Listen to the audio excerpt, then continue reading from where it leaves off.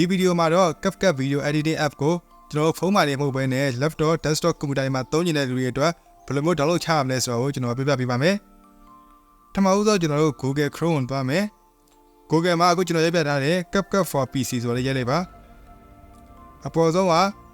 www.capcut.com ဆိုတဲ့ link လေးနဲ့ကျွန်တော်ဝင်မယ် Free Professional Desktop Video Editor အဲ့ဒီ link လေးနဲ့ဝင်မယ်။တခြား website တွေမှာ download လုပ်ရပါတယ်။ဒါပေမဲ့ Capcut ရဲ့ official website မှာ download ပို့ပြီးတော့ကောင်းပါတယ်။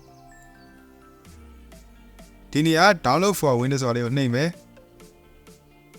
Okay ဒါဆိုရင်ကျွန်တော်တို့ download ဆွဲပြီးပြီ။အဲ့တော့ကျွန်တော် open folder ကိုနှိပ်မယ်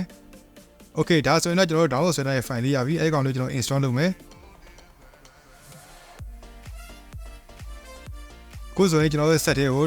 install လုပ်နေပြီပေါ့ဗျာ။ဒီနေရာမှာတော့စောင့်ပေးရတယ်ပေါ့။အခုဆိုရင် Capcut ကသူ့ရဲ့အခုဆိုရင်တော့ကျွန်တော်တို့ရဲ့ဒီ set ထဲကို install လုပ်နေပြီ။ဒီနေရာမှာတော့နည်းနည်းလေးစောင့်ပေးရတယ်ပေါ့A few minutes later ခုဆိုရင်89လောက်ရောက်ပြီဒါဆက်ပေါ်တဲ့မူတည်ရထင်ပါတယ်ကျွန်တော်အခုကကျွန်တော် laptop နဲ့ပြပေးနေတာဆိုတော့ကျွန်တော်ဒီမှာတော့ကျွန်တော်10 minute လောက်စောင့်ရတယ်ဒါဆိုရင်တော့ကျွန်တော်ရဲ့ PC မှာ Capcut ကို install လုပ်တာပြီးပါပြီသူကဒီမှာ testing environment ဆိုတာဘာလုပ်နေရလဲဆိုတော့ကျွန်တော်တို့ဒီ laptop ရဲ့